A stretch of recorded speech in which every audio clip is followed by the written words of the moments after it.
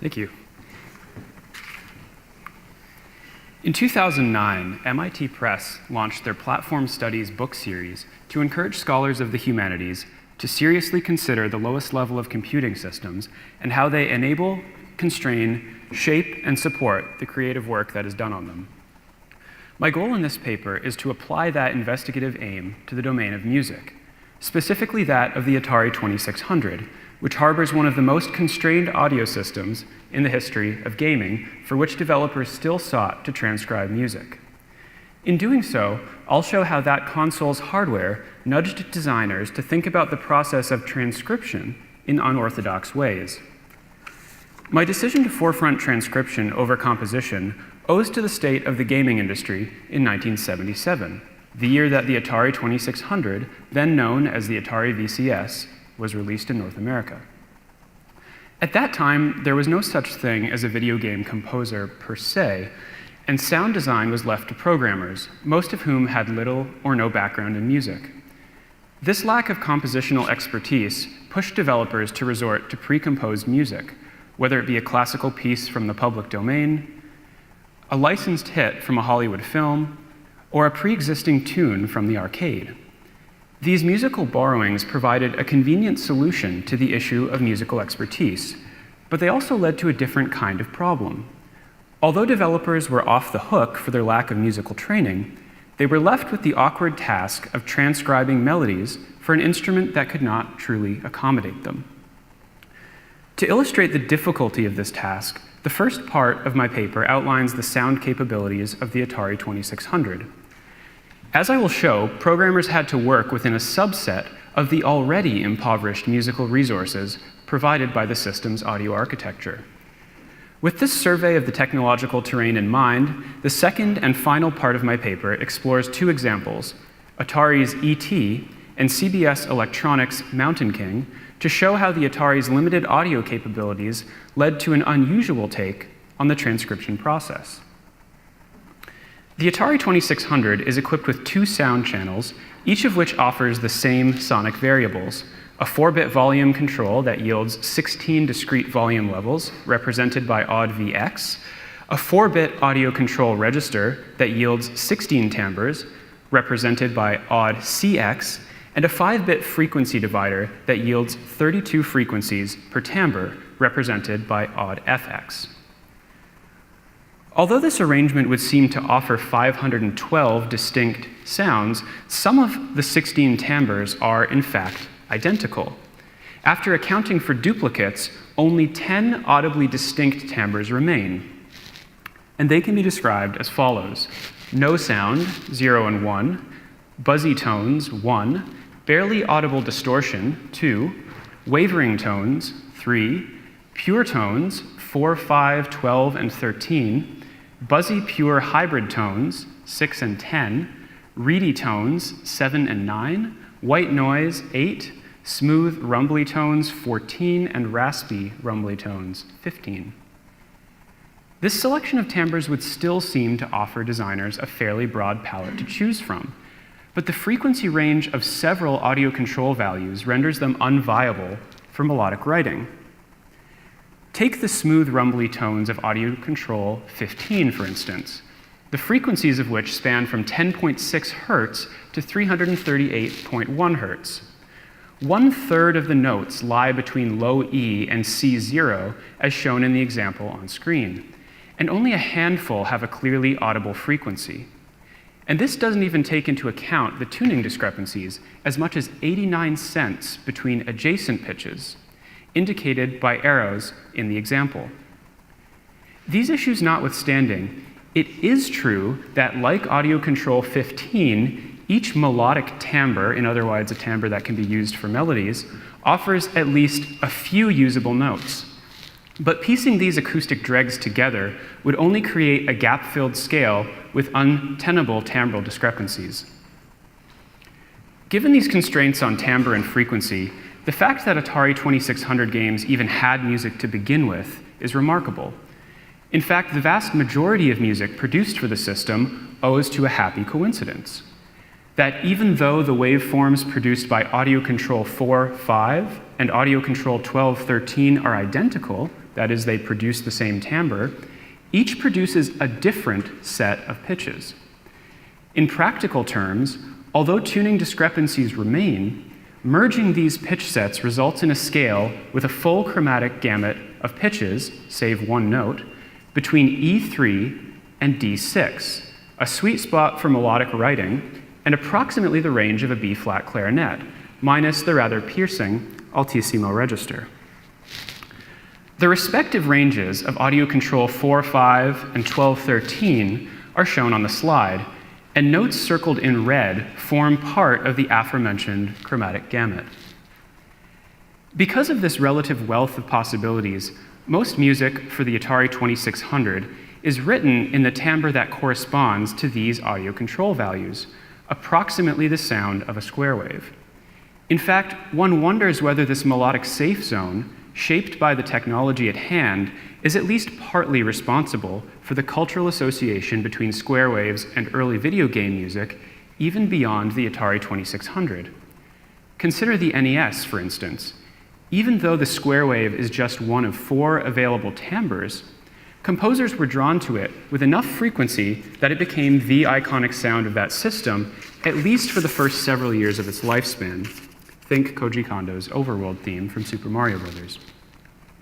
Speculation aside, the point stands that the collection of pitches in audio channel 4-5 and 12-13, hereafter referred to as the square wave gamut, was a saving grace for those tasked with transcribing tunes for the Atari 2600. Serious tuning problems remained, as we will see, but designers at least had a workable collection of notes at their disposal. With enough imagination, most tunes could be transcribed to sound tolerable, though doing so required a mindset that emphasized problem-solving skills over musical intuition.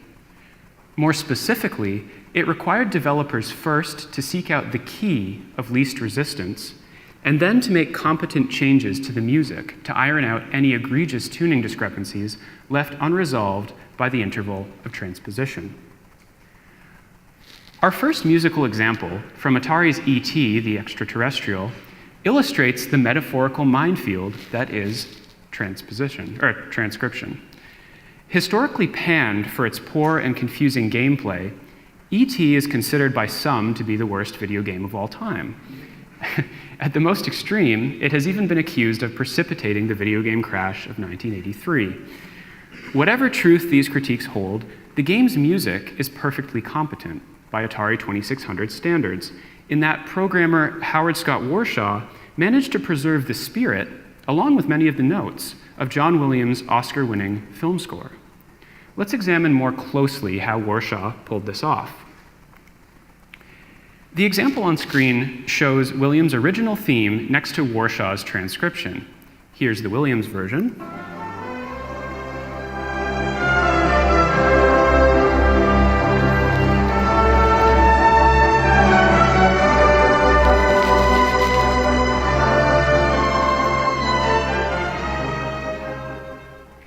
And here is the Warshaw version.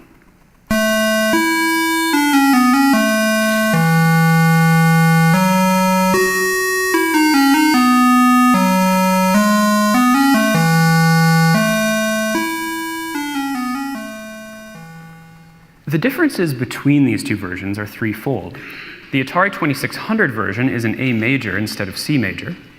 The last note of measure 4 in the Atari transcription is F-sharp 3, rather than the expected G-sharp 5, and measure 5 of the Atari transcription differs completely from the original. By reviewing each of these differences in turn, we can approximate Warshaw's logical thought process as he went about transcribing Williams' famous tune. This example shows the E.T. theme in its original key, as it would sound on the Atari 2600. Arrows denote whether a note is sharp or flat with respect to equal temperament, and numbers between notes indicate the difference in sense between the sounding interval and a perfectly tuned interval. For reference, note that one equal tempered semitone equals 100 cents. A cursory glance at the example reveals a large number of significantly out-of-tune intervals. Even if we were to set the just noticeable difference generously at 12 cents, the vast majority of intervals would still fall outside of that threshold. Had Warshaw opted to preserve the original key, the two discrepancies over 40 cents in particular would have produced an unbearable result, as approximated in the following audio reconstruction.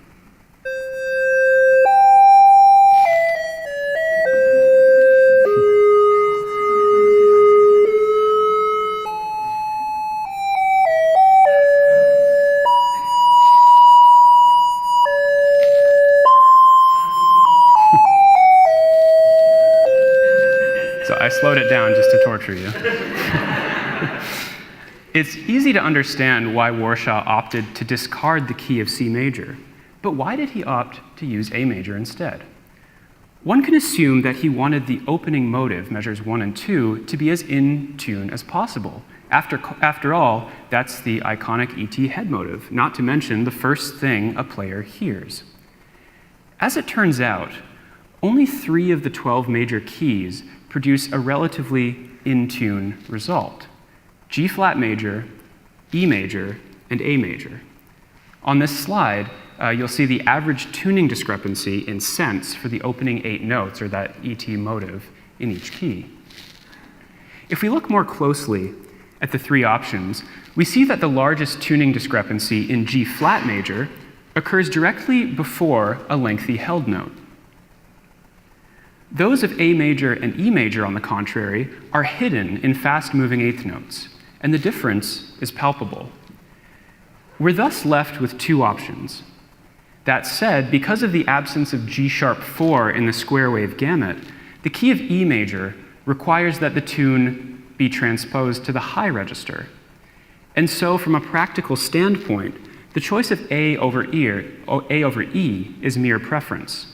From an experiential standpoint, however, one could argue that the upper register would sound unpleasantly piercing on the Atari 2600, especially without the soothing effect of Williams' original string accompaniment.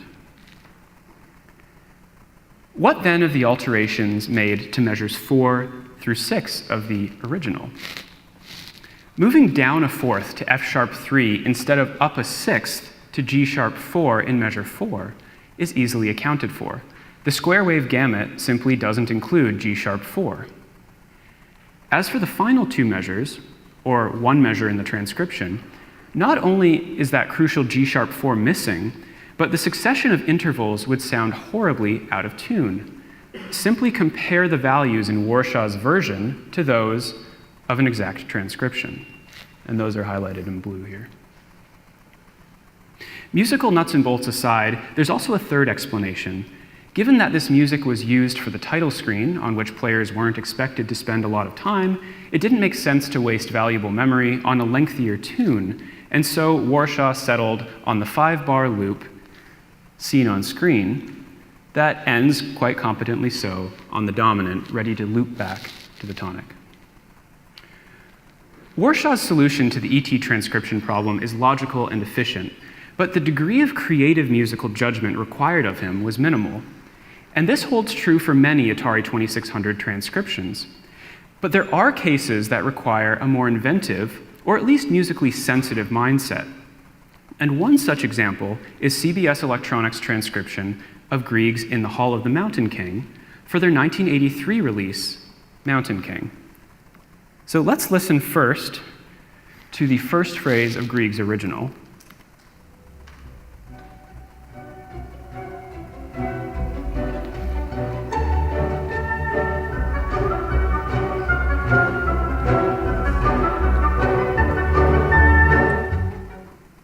And now the lovely Atari 2600 version.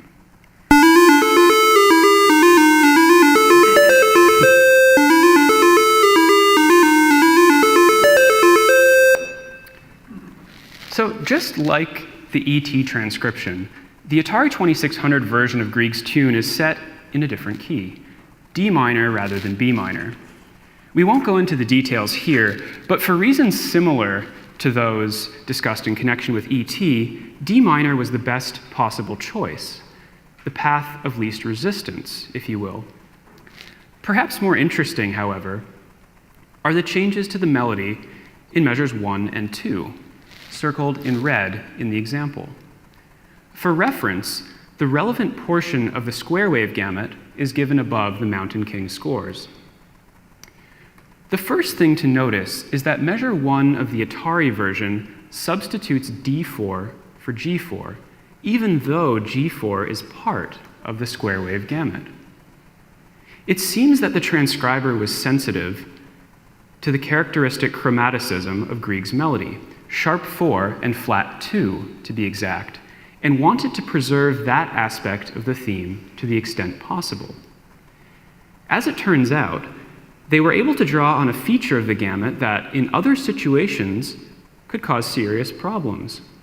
Namely, that G4 is tuned sharpward by a relatively large amount, 48 cents to be exact, and the most out-of-tune pitch in the entire set of audio control 1213. Amidst a melody tuned largely flatward, the ersatz G sharp actually does a reasonably good job of fitting in. The other changes are a direct fallout of this creative decision. With G4 acting as G sharp 4, G4 was not available for measure 1. The transcriber thus chose to substitute a chord tone for the would-be passing note, unoffensive and in keeping with the underlying tonic harmony. The alteration at the end of measure 2 is slightly more complicated. As with the opening, the transcriber had to find a substitute for G4. In the square wave gamut, F sharp 4 is tuned sharpward, but only by 20 cents, which would sound quite harsh next to D sharp 4, or read E flat, which is tuned flatward. And so the transcriber chose instead to emphasize the characteristic scale degree of flat 2, even more so than in Grieg's original, by placing E flat on the downbeat with an upper neighbor F.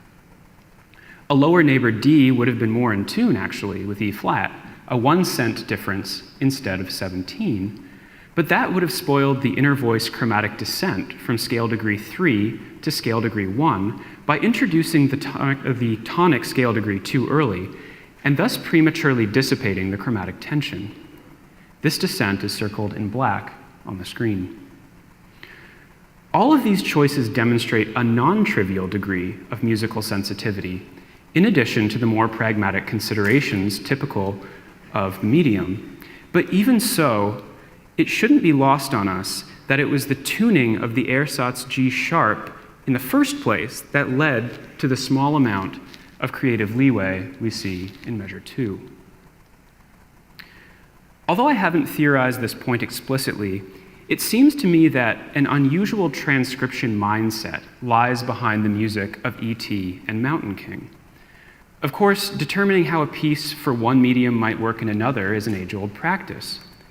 And it's quite common for transcriptions to deviate from their respective originals, both in terms of key and specific notes. But traditionally, these alterations arise because of constraints on register and idiomatic configuration, among other things, but not tuning. With the Atari 2600, on the contrary, tuning discrepancies take precedence over all else. And the result is a puzzle-like transcription process that minimizes the creative musical aspects of the task in service of more pressing practical concerns. It is, above all else, music as problem-solving. Thank you.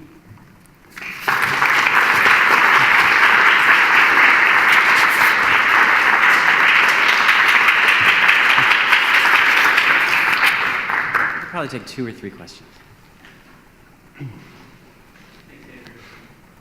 So, I'm thinking about those games that you mentioned, E.T. and then Mountain King and its sequel, Jet Set Willie. And if you think about those, the graphics, you didn't have any images, but E.T. doesn't look like E.T. Right. in the E.T. game, right? It just looks like an abstraction of E.T. because they just have to make it look enough like E.T. that we substitute our own image of E.T. Mm-hmm.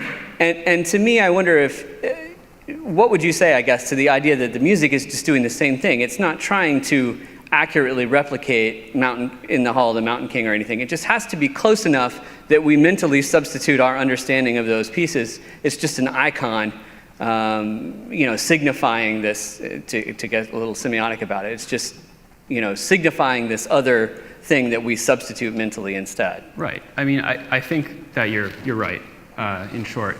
And that actually factors into the reason G-flat major was discarded as a key, and I didn't mention this, but it's actually more or less, the difference between that held note isn't so egregious that you couldn't potentially use it. But what happens in the second half of the melody is things just go completely awry. But it seemed that Warshaw really wanted just to preserve that head motive, which is the iconic sound of E.T. And in that respect, what happens after sort of doesn't really matter. And you see this in a lot of other Atari games that are transcribing tunes. They'll only use the first little bit of the melody. So The Empire Strikes Back, for example, or the Indiana Jones theme that Alan was showing. It's just enough to give you a sense that, hey, we're in the world of Indiana Jones or Star Wars. But I think at the same time, the fact that if you go through the repertoire, these people did transpose things because of tuning issues does reflect, on them caring at least to give you the best result possible despite this question of, the icon. Yeah, but it's a good point, well taken. Yes?